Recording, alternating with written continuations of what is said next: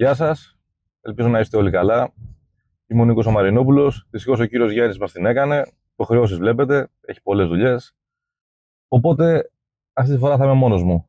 Solo λοιπόν πάμε να δούμε μία από τις πολυγραφόμενες τεχνολογίες, αλλά είναι και πρακτικές. Λοιπόν, βρισκόμαστε καταρχήν σε ένα Ioniq 5 τετρακίνητο με 2 ηλεκτροκινητήρες, ισχυρό, με μεγάλη δύναμη, μεγάλη ισχύ και αυτονομία πάνω από τα 400 χιλιόμετρα στο χαλαρό, έτσι. Φτάνει και τα 500. Αλλά δεν είναι αυτό το θέμα μας για το Ioniq 5, το οποίο πηγαίνει και για facelift.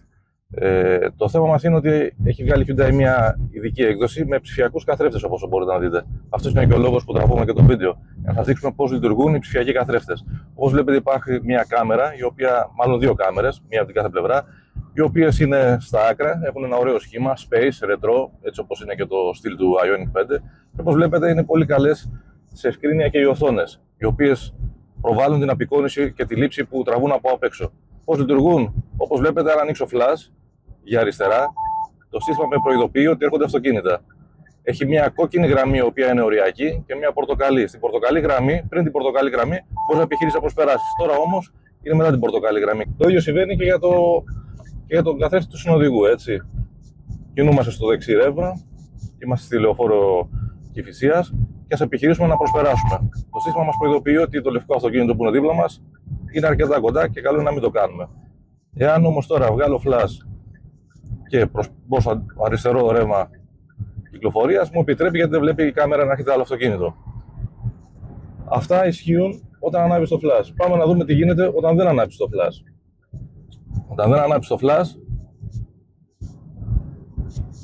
απλά ηχεί το μόνο το σύστημα της προειδοποίησης αλλαγής λωρίδας. Δεν σε προειδοποιεί ο καθρέφτης, γιατί καταλαβαίνει ότι κάνεις κάτι εσκεμμένα και ότι δεν αλλάζεις λωρίδα κυκλοφορίας.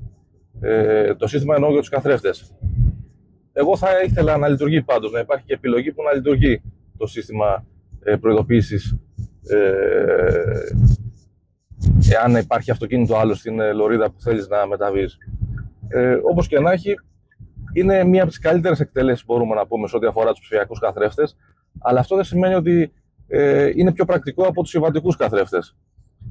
Αυτή είναι και η ερώτηση, άλλωστε, γι' αυτό τραβούμε και το βίντεο.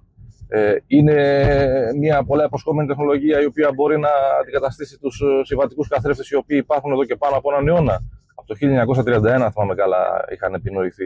Μάλλον λάθος, το 1921 είχαν επινοηθεί στην Αμερική, νομίζω. Άλλωστε και οι Αμερικάνοι, στους Αμερικάνους πιστώνονται και πολλές επινοήσεις και εφευρέσεις στο αυτοκίνητο. Μικροεφευρέσεις, υλοκαθαριστήρες, πιτσιλιστήρια και διάφορα άλλα κομφόρ, ας το πούμε, στοιχεία. Η απάντηση είναι για μένα όχι. Δεν είναι πιο πρακτική. Είναι εντυπωσιακή. Λειτουργούν αρκετά καλά, ειδικά στην εκτέλεση της Hyundai, γιατί έχουμε δοκιμάσει και σε άλλα αυτοκίνητα όπως είναι Audi, Lexus κτλ. Αλλά αυτή η εκτέλεση είναι καλύτερη. Μαζί και με το Honda E θα μπορούσα να πω, του μικρού ηλεκτρικού. Αλλά οι συμβατικοί δεν πάβουν να είναι καλύτεροι.